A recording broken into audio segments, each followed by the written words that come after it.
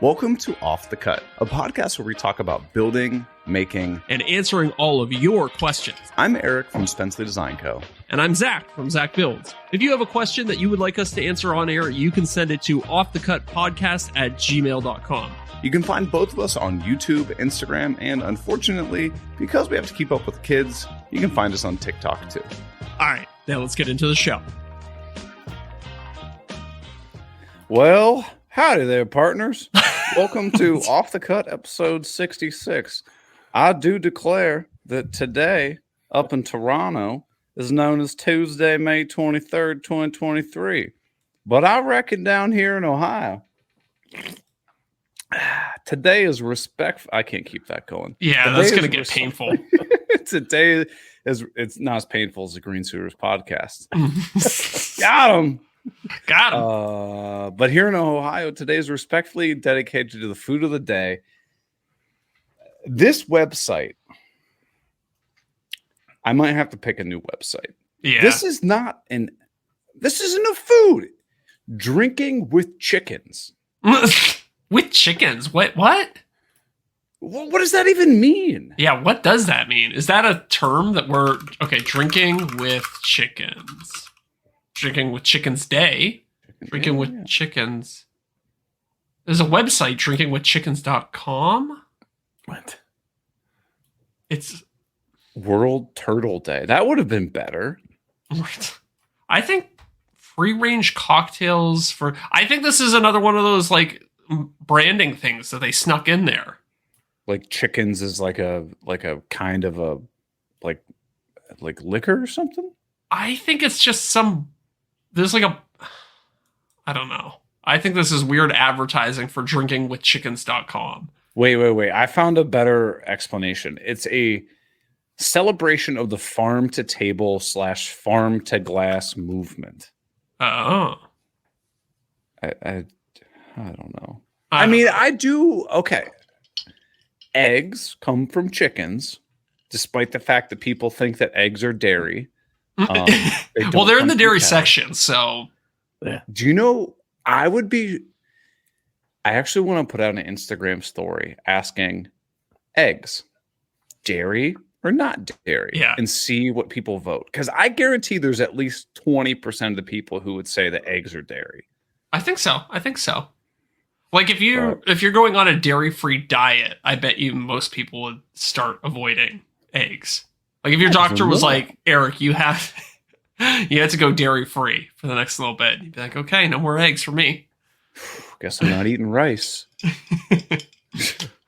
But so, okay, I can see the connection here. All right. And hear me out. Okay. Eggs come from chickens. We've established this. Not cows. It's not dairy. We don't need to rehash that. Mm-hmm. I actually will put eggs in some of my cocktails. Yeah. So yeah. See how this is a farm to glass thing, huh? Sure. Yeah. Okay. Do you put free range eggs in your? I put whatever eggs I've got. Yeah. Do you buy free range eggs? Well, I would say more often than not, my sister has a small farm, and when I say farm, I mean she has some land of her own and just has animals and just harvests her own food from those. Doesn't sell it, but she'll give me eggs every once in a while. So I typically have those, but if I have to buy eggs, I'm going to be honest with you. I'm buying absolute bargain basement, bottom of the barrel eggs. Cheapest of the cheap. That's what I do every single time. Why would you buy premium eggs? I could not tell you the difference between the good eggs and the bad eggs. No, dude, you can. They taste way better. But if I'm throwing it in a cocktail, which is 95% of what I use eggs for, you don't have you don't do bacon and eggs in the morning or anything like that? See, I love bacon and eggs, but it takes too long. I'm the kind of guy where I wake up and I'm like, let's go. I've got a bunch of stuff to do. And so I usually do oatmeal. I use the instant boiler electric kettle thing, make some oatmeal. Little protein powder, a little peanut butter in there. I usually just don't even eat breakfast. My first meal of the day is usually lunch. That's how much of a rush I'm in all the time. if you were a real influencer, Zach, Mm-hmm. you would say that you're a huge partaker of intermittent fasting, Oh and then yeah, you of could be a course. fitness influencer. That's right. I would probably need to lose a few pounds before anybody would buy me as a legitimate fitness influencer. But No, trust me, it doesn't matter what you look like. As long as you put that's fit true. at the end of your little That's true. profile thing, you're good. I mean, if anybody calls me out on it, I can accuse them of body shaming me and go into a whole body positivity rant. You're good. Yeah, You got bulletproof. them covered. Like a bad woodworker on the internet. You just say, I intentionally made that mistake so I could show you how to correct it. Yeah, people have accused me of that on multiple occasions. Really? Yeah, oh, I get it all the time. Like, not on like normal posts, but anytime I have like something go like kind of viral or whatever, and it starts getting pumped out there to more people, they'll be like, "Oh, this guy screwed up on purpose so that he could show how to fix it." And it's like, like, no, don't worry, I'm capable of making my own mistakes. Yeah. You ever made your own content? That's a huge waste of time. Yeah.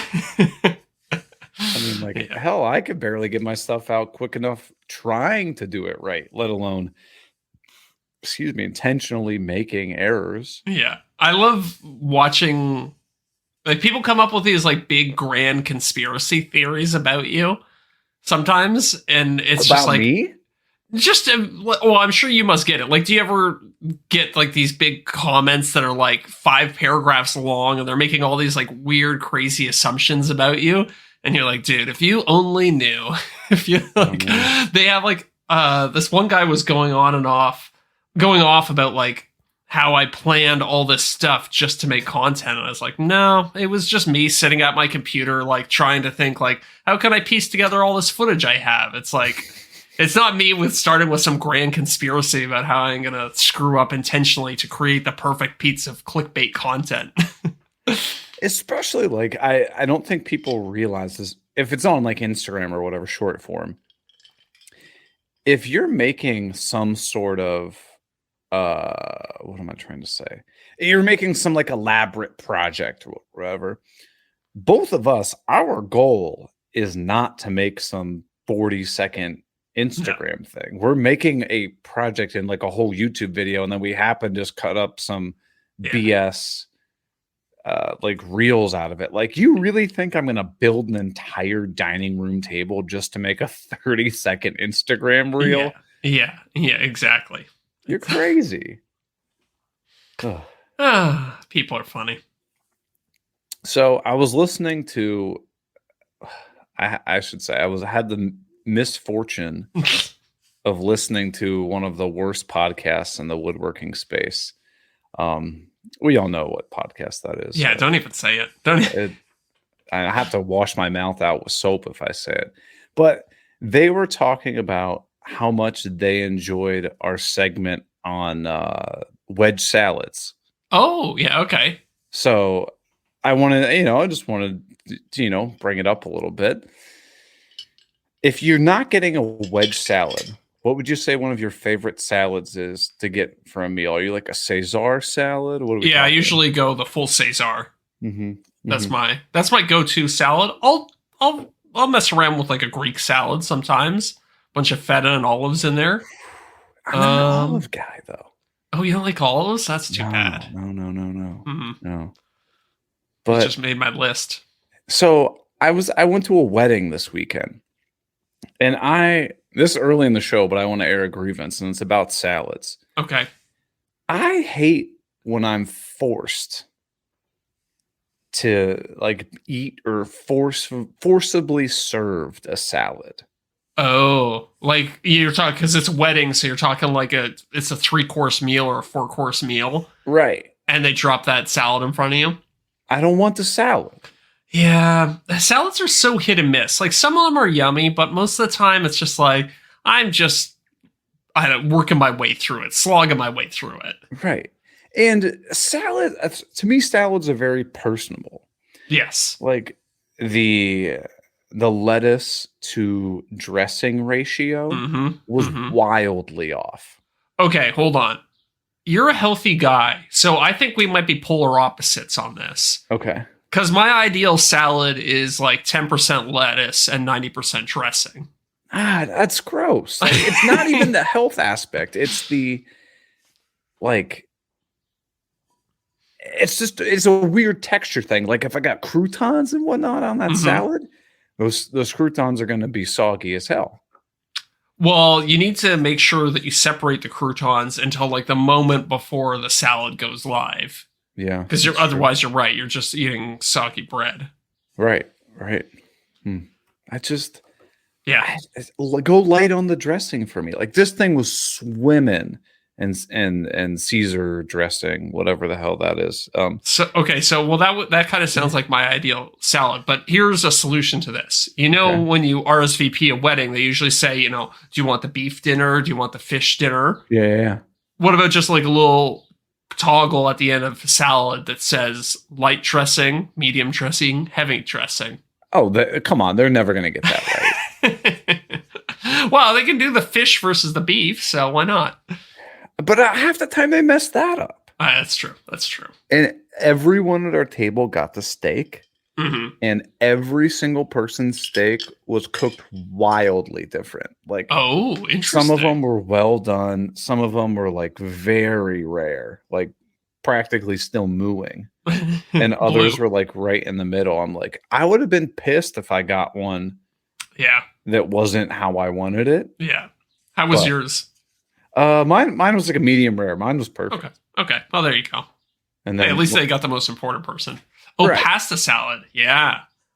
Ooh. Not really a salad, I would argue, but what's that other one? What's a ambrosia salad? Isn't that like just candy? Isn't that a kind of wood? I think ambrosia might be a type of wood. Yeah. What's ambrosia? Okay, so ambrosia salad is a creamy fruit salad with pineapple, mandarin oranges, coconut, and miniature marshmallows. We got dangerously close to talking about woodworking. Yeah, no, screw that. I course corrected. Thank you. This is an ambrosia salad? I've never heard of that. It's pretty gross. I've had it before. I guess it's the dessert thing. Repulsive. Yeah, it's not great. That looks like something that someone's aunt would bring to like a cookout. Exactly. Like, oh, come on, Aunt Debbie. Nobody wants this crap. She's like, all my coworkers love it. Yeah, exactly. Do you have like an aunt or like somebody in your family that like always brings this nasty stuff? That's basically my whole family. Really? So tell me something that's gross that they brought. Oh, okay. And you're calling me out on like a specific example.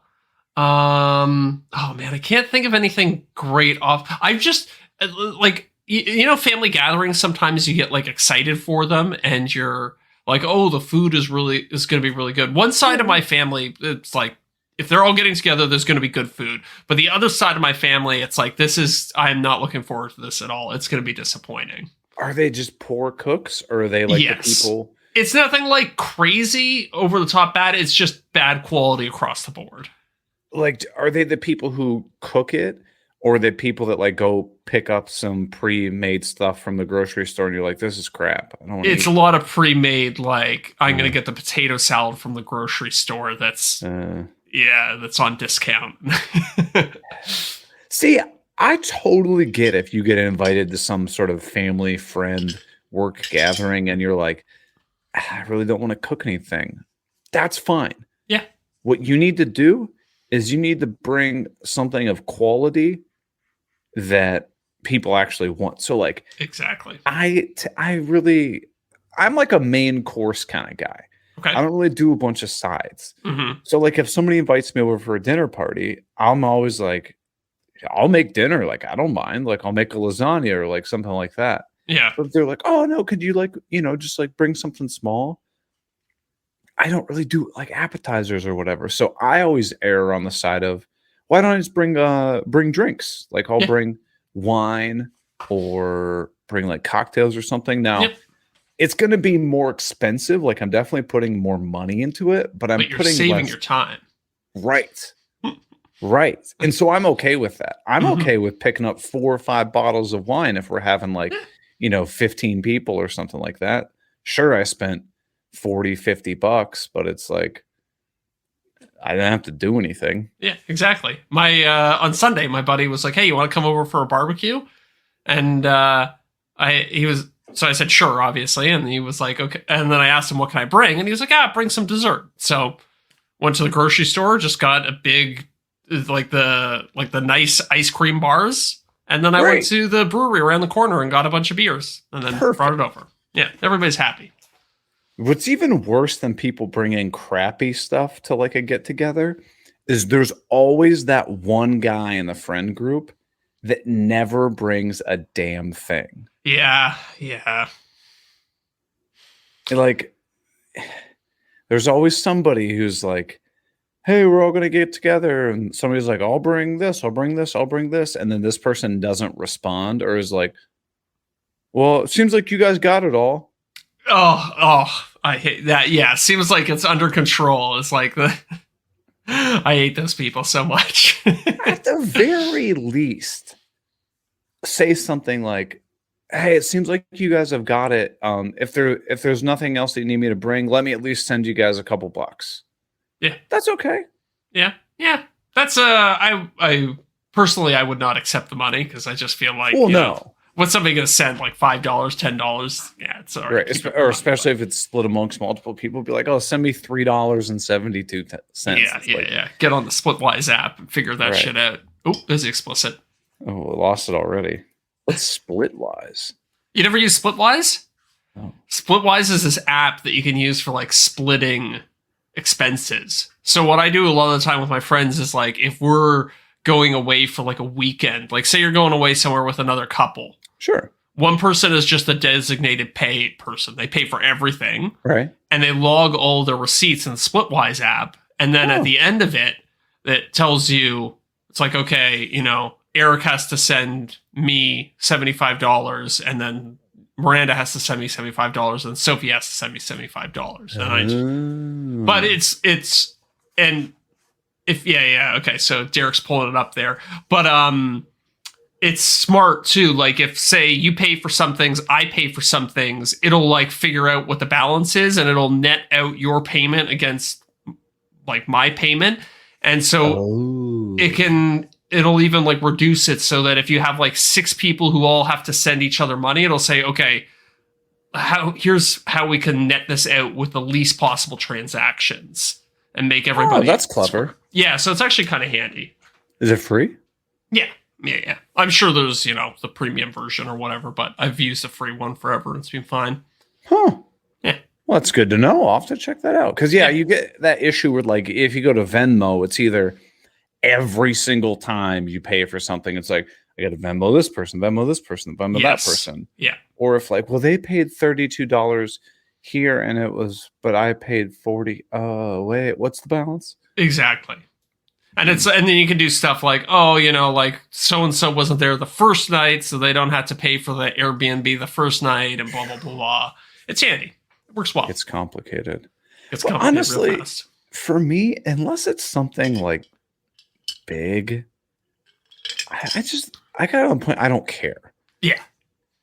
Like if it's like, oh, like, hey, come on over, like I got pizza. And somebody's like, I got beers. You're like, okay, I'm not gonna be like, well, actually, the pizza was $23.50 and those beers were only $16.70. So I think you owe me about $2 there. Right. Like, I don't care. Yeah. But if it were like an Airbnb where you're like, oh, I paid $900 for the weekend. Yeah. Then it's like, okay, well, okay, sure. We should probably figure this out. I used to have this joke with my buddy that we had joint finances, and we would just kind of like we would be like, "Hey, you pay this week, I pay that week." It all comes out in the wash. When I was in college, I would always like leave money in my Venmo balance. Yeah, and it always felt like I was playing with the house's money. I'm just like, 100%. Throw a couple dollars here, throw a couple dollars there. Yeah. It was a free night. Here in Canada, we don't have Venmo. Fun fact. But you have like Zelle or Cash App or like any of those ones? PayPal? No, I don't have any of that. The only thing we have here is PayPal. Yeah. Huh. Is it like a currency issue? Like they don't allow it, or I like don't the know, to be banks don't honest want with it? you. I'm not sure why it is. I guess it's probably got something to do. If I had to guess, it's just because Canada is such a small market, they don't want to invest the time to jump through all the regulatory hoops to make it Uh, work. But I don't know. so the PayPal thing, I was meaning to ask you about this because when I like after Workbench Con when we had the bonus money and whatnot Hmm. left over from patrons sending us to Workbench Con, which by the way, guys, we really appreciate that. Yeah, it was awesome. Thank you very much, everybody.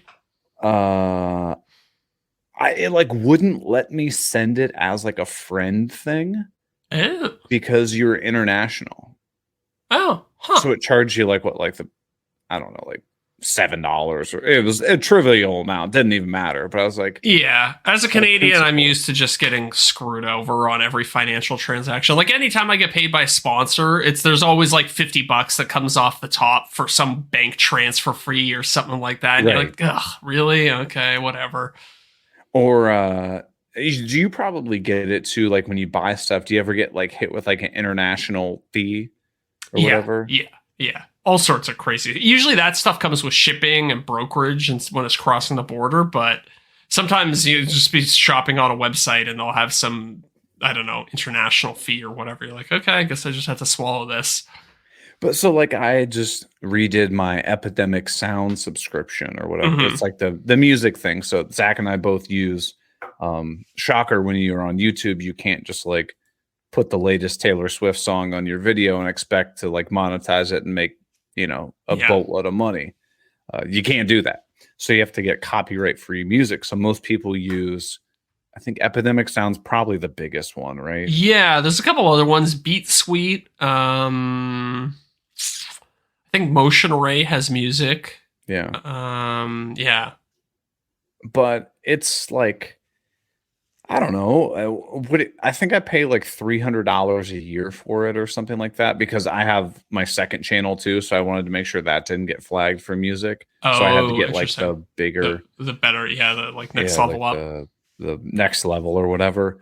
But yeah, so like I think they're based out of like Sweden or something like that. Yes. Yeah. And so they hit me with like a $7 or $10 um like international fee or whatever. It's like, what the hell? Like, Oh, interesting. Huh. eh, I pay it's funny because I pay monthly for it. I don't pay the yearly one. I probably should pay the yearly one. But you save like it, 10%, I think. yeah, it always charges me in USD, which I thought was kind of weird. It's like, why aren't you charging me in euros or whatever they use in Sweden? Huh. Yeah. They just kind of assumed it was USD because you're in North America, maybe? Maybe. Who knows? Huh. Interesting. Interesting. Well, I this is completely on a tangent, but I had a random question. Okay. I got thinking about like I was doing some sanding. So like you ever start pondering random things while you're Just zone sanding? out completely. Right. And then you burn through the veneer on plywood and you're like, huh, this is going to be on the bottom now. Yeah. Yeah. But anyway, it got me thinking. I know you're wrapping up that house, and I Hmm. want to hear how that's going. But Okay. my question was, as woodworkers, people get so jazzed about certain tools or like new things that come out and stuff. In the trades, do people really care that much about tools?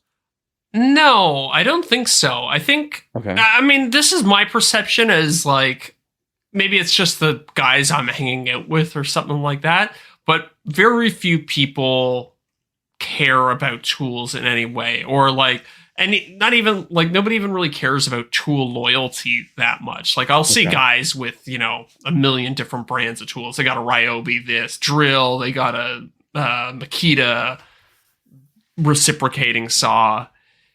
But it doesn't, yeah, it's like there's not nearly as much time is spent on researching the best way to do things. It's much more like if you know how to do something, you just keep doing it that way.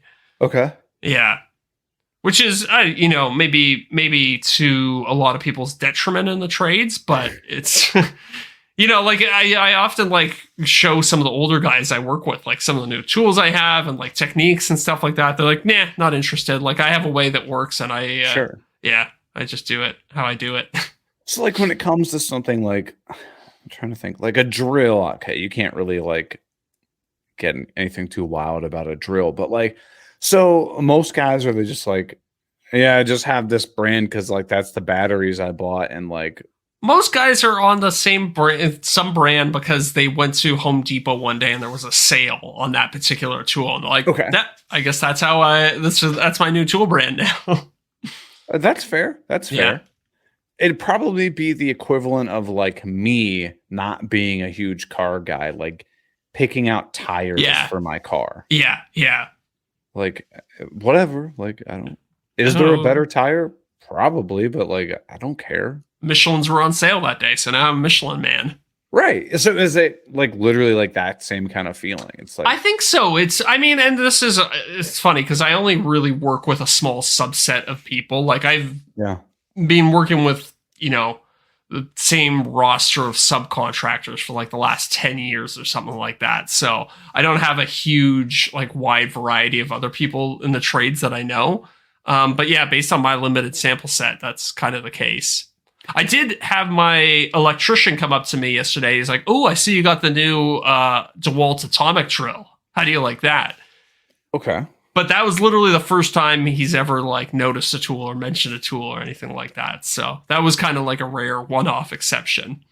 So there's like, it's not like hanging around the water cooler at the No. job site and people are like, you see this new Makita drill that's coming out? Yeah, Oh no. man, I gotta sell my drill. I gotta buy this one. Like no one cares. Nobody cares. Nobody cares.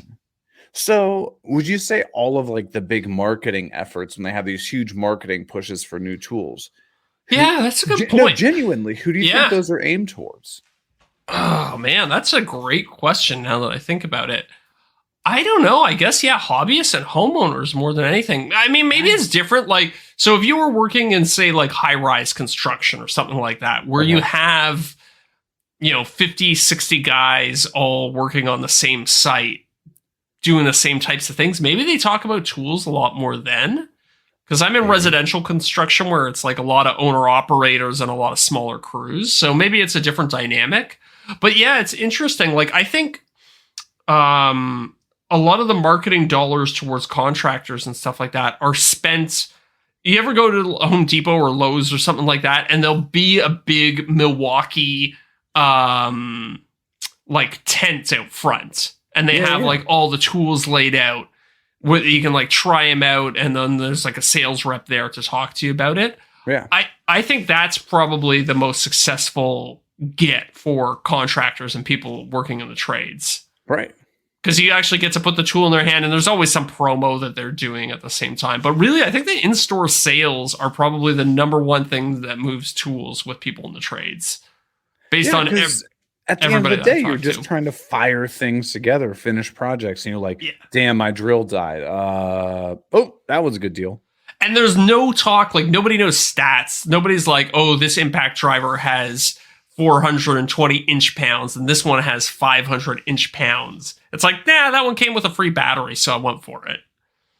Yeah, I mean, think of it the way that you started. The first time that you went and got your first set of tools. Yeah. How did you approach it? Just what was on sale? Yeah, it's just what was on sale. Like I was like, I had my preconceived notion, so I was like, I won't get Ryobi, I won't get this, Sure. I won't. But yeah, I think it's interesting. When I first started in construction, I had a bunch of DeWalt tools. Then for a little while, it's funny because this is exactly what happened to me. One of these in-store ads, they had a Bosch person there. They had the new line of Bosch impact drivers and drills and a couple other tools, and they had all these stats on the wall about like how great they were. So I was like, okay, I'll try a set of these. Turns out they sucked. And I ended up switching back. But yeah, that's what momentarily got me to switch to Bosch, and then I went back to DeWalt. Maybe it's just me because I don't go to Lowe's. Are Bosch tools only at Lowe's in the US? Good question. Let's see. Because like I never see Bosch tools. I think you can get them at Home Depot, but let me see. Bosch. Yeah, you can get them at Home Depot, or at least Home Depot Canada. Okay. Yeah, I Uh, don't know. I just like I have the Bosch whatever 2 horsepower plunge router thingy. That's oh yeah, great. that's a good little router. I used to Great have a router. little Bosch trim router that I really liked too. Is that the one that looks like a gun that you hold it? No, I haven't seen that. Oh, that might be their cordless one. It looks like super ergonomical. Oh, I kind of dig that. Do you see it? No, I'm looking through all their oh yeah. I don't know. Maybe gun isn't the best way, but it seems very like ergonomic, like handheld, kind of like a one-handed kind of trim router Yeah, I'm thing. looking at it. It's a 12-volt tool, which is kind of interesting. I think it's just for like very small edge work. Huh. Yeah. Huh. But I don't know. Maybe Bosch tools just aren't super readily available in my area, but I don't True. know. Trying to find tools at a home center, let's be honest, it's awful. Yeah. Yeah. It's funny, like, that's where I got most of my tools for so long. I really only started like shopping at these specialty tool stores once I started getting into woodworking. Right. Yeah. So to summarize, tradespeople don't give a damn about the tools No. as long as they work. As long as they work. As long as they get the job done. Woodworkers just care way too much.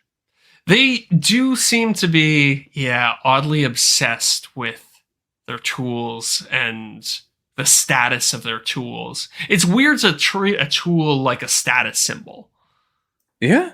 You know what I mean? Yeah. And to be brand loyal. I really don't understand brand loyalty to a large degree. Like even guys who are like, I only drive Chevy trucks and, Ford trucks suck or Rams suck. Sure. It's like, I don't know. The F-150 is the best selling vehicle on the road. Can you really say that it sucks compared to the Chevy? It's like, yeah, maybe the Chevy's a little bit better for you or the Ram is a little bit better for you, but none of them suck. They're all really good. If they sucked, they'd go out of business. Yeah, exactly. Yeah. They're all extremely competitive with one another. And same thing with the tools. Like if any of them really suck that bad, they wouldn't still be around.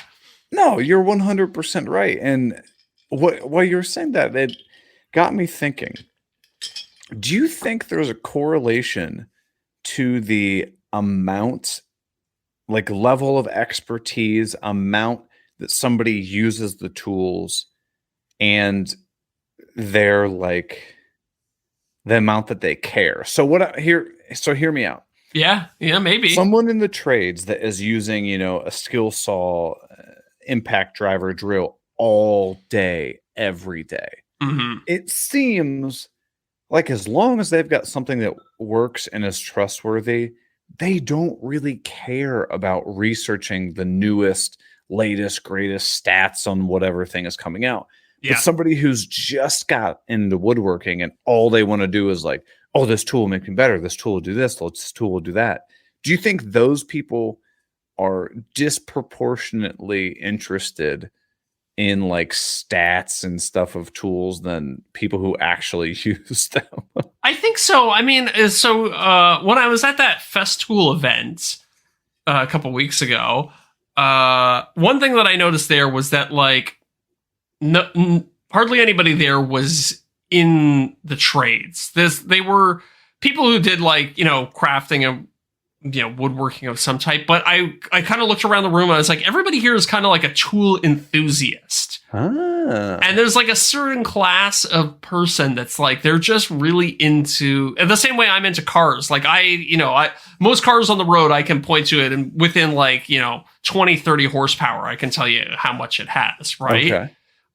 So I think there are guys like that, but for tools. And I don't know if it's necessarily correlated with how much they use it, although it definitely there is something there. But there's I think there's also just a lot of people in the trades who are like, I use these things to get my job done. I'm not a tool enthusiast. As long as it works, it works. But yeah, I don't know. There's it's like you're not a professional driver. You don't drive exactly for a living, but you're interested by cars. Yeah. And I think some people are interested in tools in the same way. There's nerds in every group. Yes. Oh yeah, yes, Derek, you're 100% right. There's Yeah, 100% nerds in every group. for the people just listening at home, that's producer Derek there. We're trying out some new stuff. Just, Yeah. trying to keep the podcast fresh. We're 66 episodes in, I and know. we don't want just to turn this into an absolute shit show like the Green Suiters podcast. Exactly. So, Technically, we should be retired at this point. We're Mm. I know. We're working into our golden years, Eric. Hey, what's this, like an encore career or whatever? Yeah. Once we get to episode 100, though, we can just hang it up and move on with our lives. Agreed. That's all you have to do. I mean, how many podcasts really get to 100 episodes? Very few, evidently. Most don't even make it past 3. I think we talked about that in some of the early episodes. Yeah, that's true. Yeah. I still can't believe that the Green Suiters podcast made it past 3 episodes because How many are they up to now? I gotta look this up. Too many. Whatever number it is, it's too many. And you got Brian Sedgley over there and Ronnie Fulton. They're just getting dragged in the mud behind Jason Bent's coattails. Like, ugh. I'm on their Poor website guys. right now, and I can't even see how many. I can't even see how many episodes they have. Although I guess I shouldn't talk because I haven't updated our website in a long ass time. I think our website has the first 3 episodes on it, and then nothing else. Can you add like an RSS feed to the website so like it automatically like shows the latest episode or whatever? Because for everybody at home, the only reason we have an actual website for our podcast is because Zach needed to do an ad read for YouTube. Squarespace was like, do you want to set up a Squarespace website for this ad? I was like, oh yeah, I could do one for my podcast, I guess. And so I did, but I never really had the gumption to actually get up there and keep it updated. No one cares. I mean, nobody cares. Like, nobody cares. One's like a podcast that you listen to. Have you ever gone to their website? Never once. Never once. For me, their website is their page on Spotify. Yeah. Okay, so Green Suitors have 87 episodes, and they have a 4.9 star average rating. Okay, so I have their iTunes listings pulled up next to yours. Oh, really? Okay, hold on. Rankings. What does that mean? On iTunes, where you rank.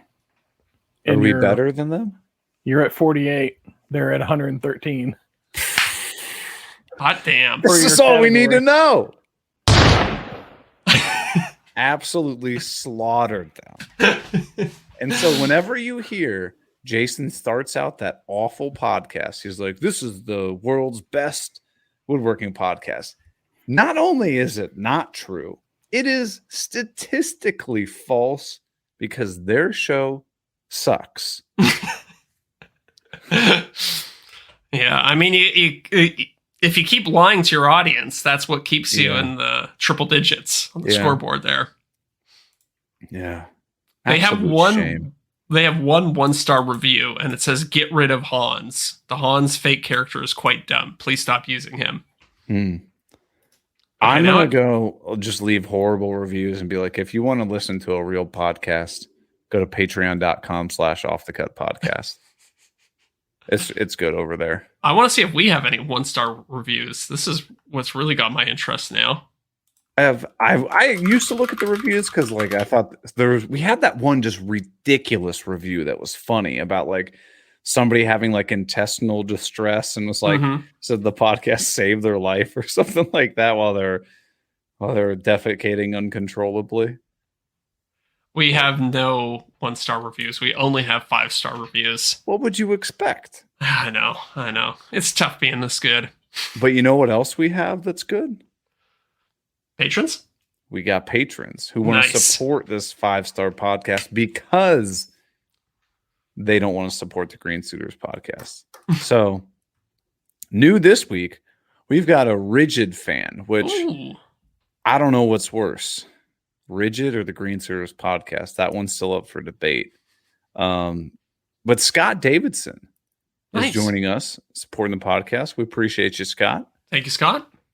We've also, of course, got a returning top-tier patrons, Dadu, Luke Schmidt, Derek Jennings of Bacountry Design, who is joining us as our producer, co-host, producer, trying to help us out with some stuff. He's also the guy that edits those clips for us. Mm-hmm. Try to promote the podcast anymore. So Derek, we appreciate it. Thank you.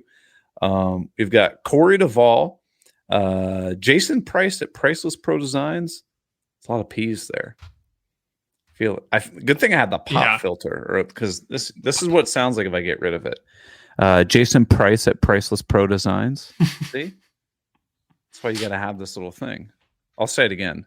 This is with the pop filter. Jason Price at Priceless Pro Designs. Big difference. It makes a difference, right? Makes a difference. And of course, Scott Eastman at Eastie's Woodshop, and the Power Cocker, formerly known as Wes. And if you haven't checked out his YouTube channel yet, killing it. Willard Furniture, is that, if I'm not mistaken? Check him out. We just last week, part of certain Patreon tiers is do chats with video calls with us. We can help you just chat about whatever you want. We were talking to him about some YouTube strategies last week.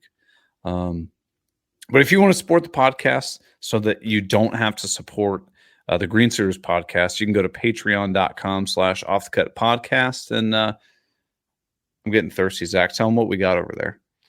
At Off the Cut Podcast, not only do you get access to the after show, which is basically another second podcast that we do every week, you also get access to the Discord server where we chat, we share our projects, we're talking about all sorts of crazy stuff. There's a nice little community happening over there. You get perks like stickers, t-shirts, depending on what tier you're on. You get calls like Eric was saying earlier. Am I forgetting anything? Oh, and you get priority questions that we'll answer usually during the after show these days. We usually do our questions in the after show. Yeah. It seems it's a lot more manageable to consolidate everything in there. And we don't have to worry about, like, if we've got a really good question, we can spend as much time on it as we want. True. But we got a bunch of cool stuff. And truly, that is 100% the only way that you're able to support the show. We intentionally skip all ads. I get emails all the time for like trying to do those like random pop-up 30-second ads during these podcasts. And we always say no to them. They're annoying. No, thank you. We don't want to do that to you guys. Here's a question for the people at home. If you're listening to this on a service like Spotify, do you get ads like just like randomly cut in there? They do.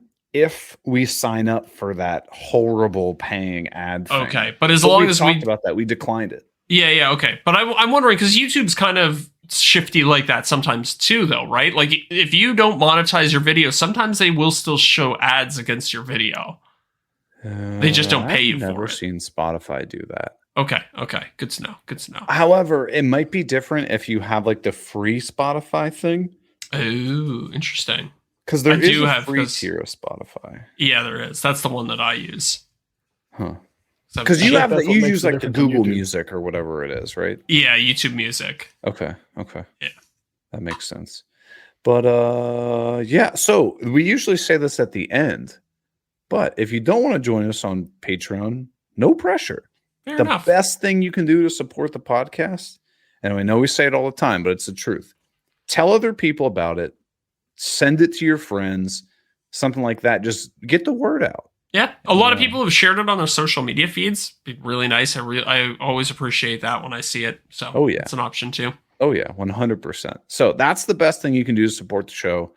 Send it to other people. Let people know it's out there, because it's not like YouTube where somebody just opens up YouTube and they're like, oh, I found Zach Builds. What's this guy doing? It's no podcasting algorithm. Actually, when you open Spotify, sometimes it like recommends some podcasts, but usually it's just a bunch of crap that I would never listen to, like the Green Series podcast. Starting a new podcast is a big commitment. I still I try maybe one new podcast a year at the most. Maybe. That's a big maybe. So, but I think we've got some heavy hitting episodes from the get go. True. Like we had, I think like episode 4 or 5 is the one with John Cesaro when he gave we basically gave our entire experience with the psychopath who runs Odie's Oil. Yeah, that was a good one. That was a good episode. Basically, anybody in content creation has had a run in with him. Even people who do like real estate videos or whatever, he still fights with them. Does he really? No, I'm kidding. I was like that. It wouldn't surprise me. I know, honestly. Oh, that's funny. But so I would getting back to your house. Mm-hmm. Not what your would you like house, to know? but the one that you're working on. Yeah. How's that going? I saw you got some photos. She looks like you're buttoned up pretty well. Yeah. So today was our last day inside the house, or I mean, hypothetically, we'll see. So the client moved back in today, which is a big day. We pulled all our tools. We, pulled all the floor coverings off of there, got everything out of there. We still have a little bit of stuff to do left on the outside. There's some like exterior painting and a little bit of cladding that needs to go in. So probably next week I'll go back for like 4 or 5 days and button up that stuff. And then it's just, if the client, there's always this thing. It's like when you finish a house, you can keep working on it basically forever. Yeah. You have 1 million square miles of white wall. Oh yeah. Derek's got my stories up there. And if you want to get really technical, there's little dents and dings everywhere up on the ceiling and stuff like that. Stuff nobody in their right mind would ever notice. But, sometimes the clients do notice, and sometimes they ask you to come back and correct all these things. So it'll be interesting to see. Usually we finish a house, client lives in it for a couple weeks, and then we get this list of like little things they would like us to come back and do. Okay. But yeah, we're basically done. I mean, it's not done, but basically done. So, like, let's say I have you do like renovate my house, whatever. Mm-hmm. I'm your client, and I come in and like, you would not want me as a client. Yeah, I feel like woodworkers would be the worst clients to have. I don't know, man. Architects are pretty bad. I've been working almost exclusively for architects for the last few years. It's been pretty rough. But so, like, if say there's like a pinhole in the drywall, or like somebody nudged a corner into the drywall, there's a little boop right there or something. The people will really call you back and be like, "Hey, you need to fix this." Sometimes, yeah. I mean, it depends. Like, and a lot of the time on our part, it's not even malicious because it's like, we just painted this entire house white, so it's like you don't necessarily see all these little things. Sure. But yeah, sometimes they'll be like, dude, it's also tough because it's like, did we do it, or did the movers do it, or did the people do it on their first week of moving in? So there's a little bit of a give and take. But yeah, people call back for stuff like that. So at what extent would you charge them additional money for things like that? That's a good question. Honestly, like this client has been so involved at every step of the process because he's an architect, so he's basically designed his own house. Not a marine biologist. Yeah. So he's there every week. So if there's something that needs to be done, like he's going to pay for it essentially, because like the time to, if you notice something like that hasn't been done, the time to say it was like 2-3 weeks ago, or, whatever, like, sure. Yeah. So within reason, I don't know. It's kind of a little bit of a give and take because at the end of the day, you want your clients to have a good experience too. Right. So if there's something that's defective that was done wrong, it's like, okay, yeah, we'll come back and fix that out of our own pocket. But if it's something that's just like, oh, you know what, I decided, I said there was not going to be any trim here, but I've decided I want trim here. It's like, okay, well, then you're going to pay for that. Okay, that's fair. That's fair. Yeah. So it's we try and, it is me at the end of the day. So I try and keep the craftsmanship pretty tight and try not to have any loose ends or anything like that. I think you probably get a feeling maybe when you're interviewing, weeding out clients, whether or not somebody is just going to try to take advantage of you. Though. Yes, 100%. 100%. And, it's a long-term relationship, right? Like we've been working on these people's house for the last 9 months. So we kind of get a sense, if they're going to try and screw you over or anything like that. And they've been straight shooters the whole way through. So I'm not too worried about that. Right. But I'm sure if you have a family that every 2 weeks they're like, oh, you messed this up, you need to fix this. Yeah. And then it's just like a series of consistent, like I don't think this was us who messed it up. That's the thing. Like a lot of the time you hear about these horror stories of like, oh, it's like, oh, the contractor walked away in the middle of the job and just like stopped returning our calls. Whenever I hear that, I'm like, ooh, I don't know if these are people that I would want to work for. I've had that happen. Like people have come to me and said, hey, I was like in the middle of a renovation and the contractor just disappeared and stopped returning my calls. Would you like to come finish the job? And I'm always like, oh no, I don't think so, because there's a pretty good reason they walked away for Fair. a reason. We actually had that. We had a pipe burst like adjoining the garage wall to my parents' master bedroom. Okay. So like this guy came, granted, this guy was a little odd, right? Yeah. Always showed up late, was always on the phone, like yelling at somebody. So it seemed like he was preoccupied with something. Mm-hmm. Cut a massive hole in the side of their garage and then just never showed up again. Yeah. So I mean, there is definitely that. Like there are some very sketchy contractors out there who will just disappear on you. I'm not saying it Right. never happens, but you have to take that into consideration. But he left all of his tools there for like 6 or 8 months. Oh, well, those are just your tools then. That's exactly. My parents kept calling the guy like, hey, you left your tools here. Hey, you left your tools here. And after like 6 months to a year, my dad was like, looks like I got myself some new tools. Yeah, that's fair. Were they Like, nice it tools? wasn't being malicious, right? What are we talking? It was like a bunch of Festool stuff? No. It was, I think it was DeWalt stuff, but I don't know. It was yeah, a okay. long time ago. It was probably NiCad batteries. Right. Do you remember those? Oh, I do. They did not work at all. It take a whole day to charge, and like Yeah. you put a couple screws in, then you're like, all right, I'm gonna get back to this tomorrow, and you come back to it, and the damn thing's dead again.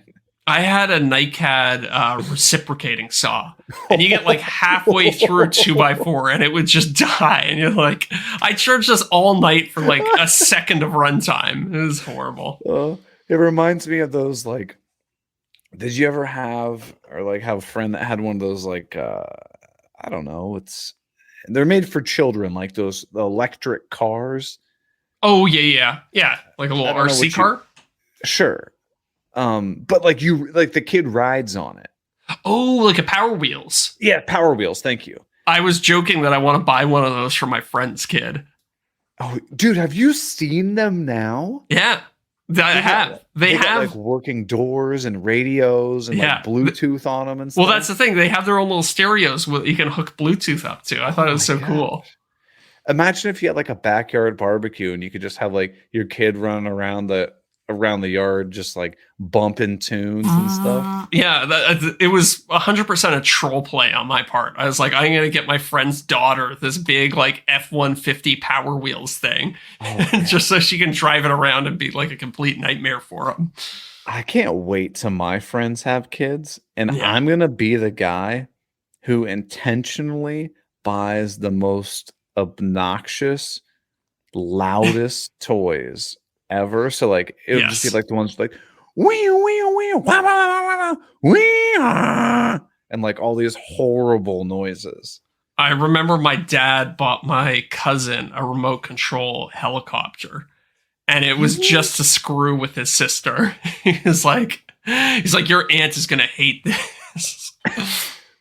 Because do you remember the remote control helicopter guys that would always be at the mall kiosks? Oh yeah, they would fly around inside the mall. Man, that's so funny to think about, because like now anybody, like if you fly a drone within a mile of a person, they start having an aneurysm and freaking out. Do they really? Oh yeah, people get so mad at drones now because they think they're like spying on them or whatever. Probably likely they are, so that's fair. But yeah, just imagine like in the 90s, just these guys just flying around their cheap remote control helicopters in the mall above people's heads and stuff. Oh, nobody had an issue with it. It's funny. Yeah. So were they remote controlled? For some reason, I thought they were on like one of those like rip pull strings. Oh, one of those. You know what I'm talking about? That you'd have a long plastic string and you'd rip it. I And do they'd remember like those. fly away and then like somehow come back or something. Yeah, I think it was on a string and it would like wind itself back in or something. I don't know, but those things were nuts. I would Yeah. love to get my hands on one of those now. 90s toys were awesome. They just don't make them. You ever play lawn darts with real darts? No, I never have, but I'm aware of the premise. It's like the most dangerous game on earth, right? It's like throwing a chisel up in the air and being Yeah. like, just don't get hit by it. What is the game with lawn darts? Like, what are you trying to do? You're trying to get it on a bullseye? Yeah, you put like some rings on the lawn Okay, and you okay. tomahawk these big darts up in the air and then you try to get them to land. Think of like skee ball. Yeah. It's skee ball, but you're throwing a little dart up in the air and across the. It's like skee ball, but with consequences. Yeah. What's your favorite lawn game? And God damn it, do not say cornhole. No, you know what drives me nuts is there's always a huge subset of people that I like to call cornhole bros, also known as douchebags. That they're like, you want to play bags? It's like, oh, you can't God. come up with a slang name for cornhole. It makes me want to punch you in the face. Yeah, no kidding. Like, is cornhole a good game? Sure it is. But what am I trying to say? Cornhole is like people who love Milwaukee tools. There's always a group of people that are just obsessed with cornhole, and they're the biggest asshole about it. Yeah. I have noticed, like on Instagram especially, there's like a subset of guys who just make cornhole boards. It sounds miserable. Yeah, it does sound like there's just no room for variation or to like have any fun with it. Yeah. Yeah, Derek's on the live stream pulling up this gif of a cornhole bro. That kind of looks like. Never mind. Looks like someone I know that pays me money. I don't want to say it. Maybe I'll save it for the after show. Yeah, save that for the after show. Sorry. To reiterate my question, what is your favorite lawn game? To be honest with you, I know this is stupid, but I really like croquet. Oh, that's a classic game. Yeah, that's like people furious. Does it? Oh yeah, like if you knock their ball out of the way, it's just about to go through the little hoop. They get pissed, man. Okay, I like that. Croquet is a good game. Yeah. Bags. Bags. It's my favorite game. I like I don't even know what it's called. It's the game you put a little trampoline between you and your friends, and you smash a ball onto the trampoline, and it bounces off the trampoline, and the other person has to then catch the ball and then bounce it back on the trampoline. This sounds like something children would play. I'm not that athletic. I mean, croquet is a child's game too. No, I feel like croquet seems like something that was like made in like an era where people wear like powdered wigs and like said things like pippity pop and stuff. It seems like a very pretentious game. Yeah. I had my feelings hurt, so I was lashing out. That's fair. So what is this? What's this game called? I'm trying to figure out what it's called. Okay, game Trampoline where you ball? bounce a ball off a trampoline. Spike ball.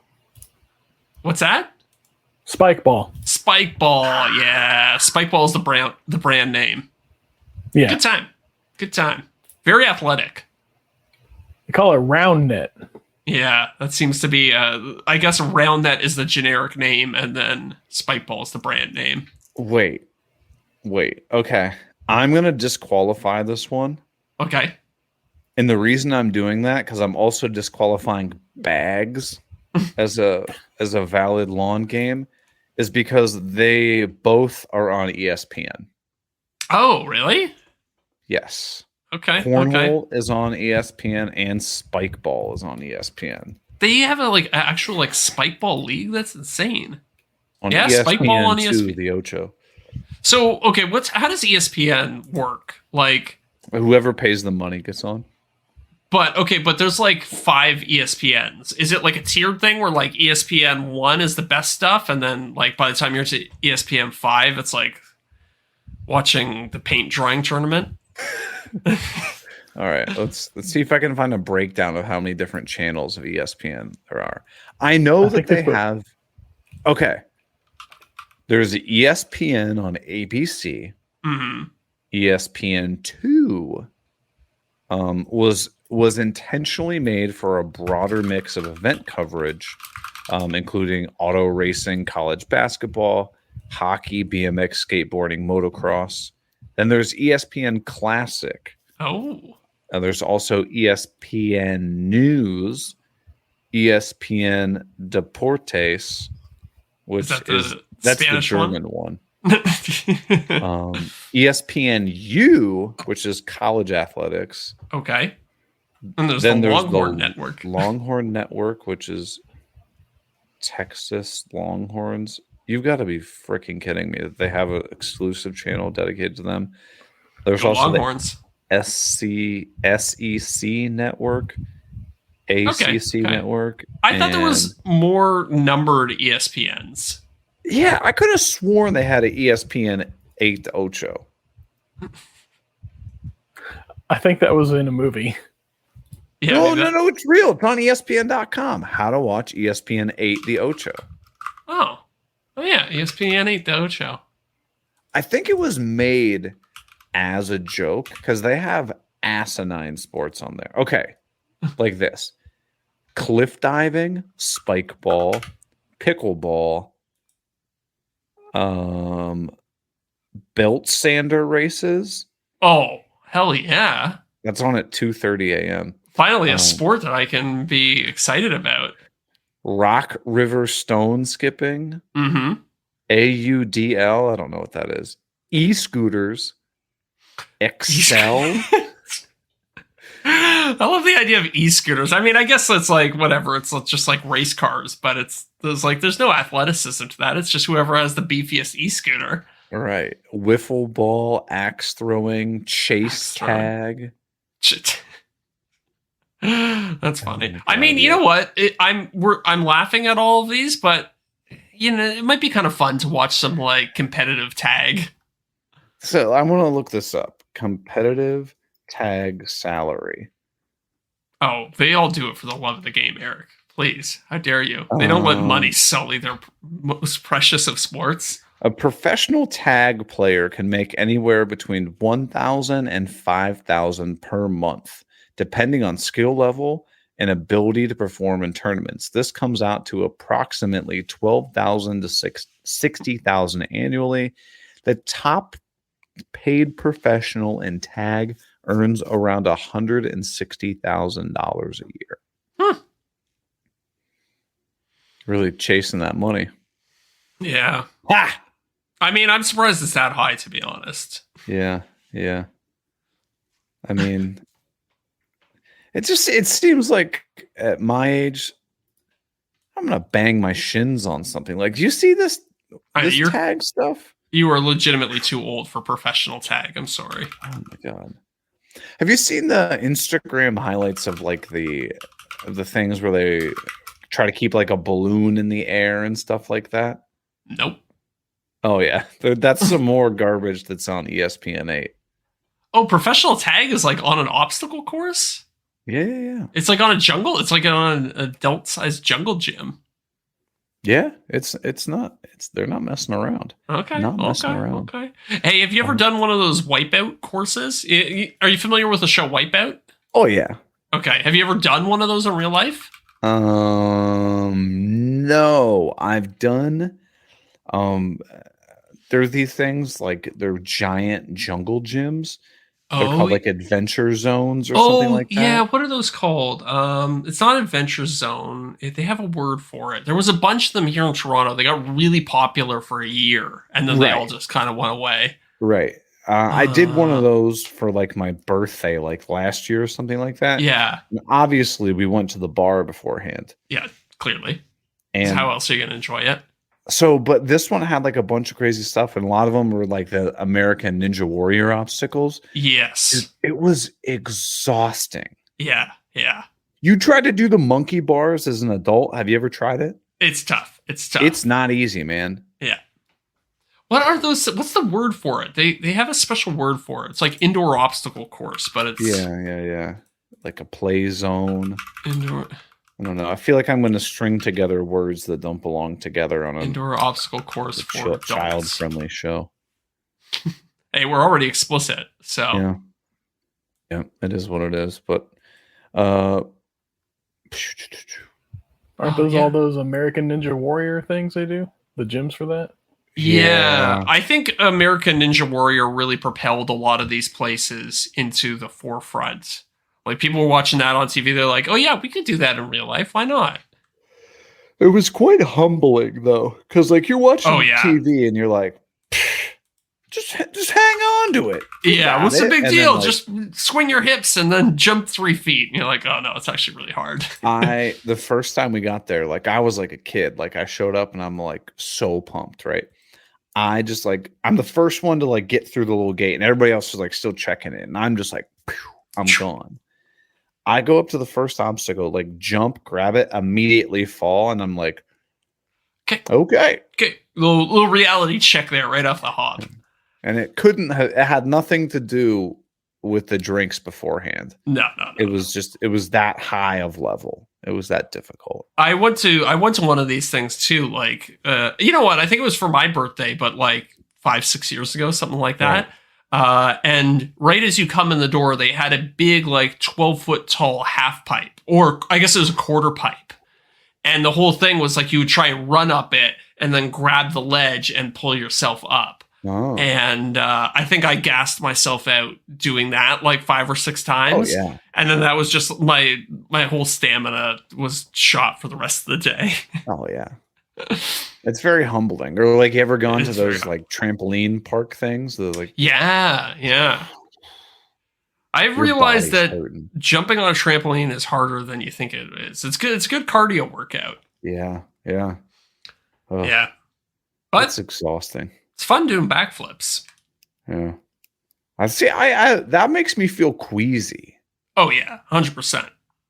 That's one thing I'm a little hesitant about with the scuba diving thing that I'm getting into. I was talking to one of our patrons, Corey Duvall, about this just a little bit. I mean, not about this specific concern, but just scuba in general. He's a big scuba diver. Yeah, he's an instructor or something. I get like if I'd like spin myself around, like do flips, like it makes me a little queasy or whatever. Like I hope if I like move and stuff underwater, it doesn't make me feel all queasy. Oh, interesting. Yeah, I wonder.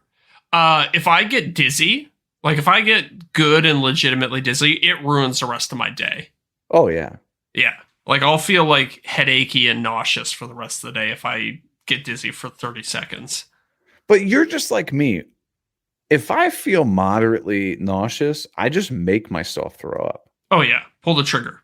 Right. Yeah, I remember we were in the Atlanta airport, and you were feeling sick, and then you went to the washroom, and you came back. You're like, yeah, I did the deed, and I was like, oh yeah, that makes sense. I would have done the same thing. And Scott Walsh was like, what are you talking about? You're like, I made it happen. I just made it happen. He was like, what? You're like, I made myself throw up. And Scott was like, you do that? Yeah. It's like incredulous. It's so funny. I guess there's 2 types of people in the world. Because it was all 4 of no, Suman went to the airport earlier. It was you, me, and Scott in an Uber. Yeah. And it was like it's one of those days where it's like it's sunny, but it's not like it's kind of cool out. Yeah. So like I'm sitting in the back seat just getting pounded by the sun. So like I feel nauseous, and now I'm getting hot in the back seat, and I'm like, oh my God. This is going to be the longest Uber ride to the airport ever. Yeah. And I think also we slept like 3 hours the night before. It's pretty brutal. Oh yeah. We were up till at least 3 or 4 that night. Just, just chatting with people. That's what you do at Workbench Con. And then I don't know, we probably got up around 7, something like 6:30 or 7 for like a early flight. Mm-hmm. And then, that was the day that you also had to drive from Atlanta to Toronto. I had to drive 16 hours from Atlanta to Toronto or whatever it is, 14 hours. I can't remember. I like to not think about it. Did you listen to the Green Suiters podcast while you're on that drive? No, you know what I did actually? I mean, I would have fallen asleep and driven off the road if I. Right. No, I actually listened to a lot of YouTube videos because they were like, YouTube videos are so high energy and they want to keep you engaged. I felt like they kept me awake a lot. Okay. Yeah, YouTube is very like, and then this, and then this, and then this, and then there's this, no and then this. no breaks. It's like it's pure adrenaline. So It's at kind least of the like stuff I off was the cut watching podcast. Yeah, exactly, pure adrenaline. That's Pure what adrenaline. That's what we're known for. All our 5-star reviews just say pure adrenaline. I'm gonna leave my own review that says pure adrenaline. Okay, perfect. But we actually have some, I know we didn't get a lot of woodworking stuff in today, but we Maybe in the after have show. We've got some riveting, and I'm not saying this sarcastically. We've got some good questions. Okay. We have a video question, right, Derek? Oh, we got a video question, baby. Yeah, That's exciting.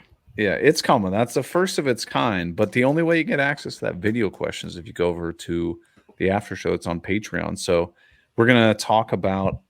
We're gonna be very vulnerable and talk about exactly dollar figures on working on some sponsored stuff and just be real. And we're gonna talk through that as well as some. I don't know. We got some other stuff. I think. Sweet. I don't know. We got plenty to talk about. We got lots to talk about. All right. Well, is that how we end this one? Sure. Okay. So let me just put this podcast to bed and let's get out of here.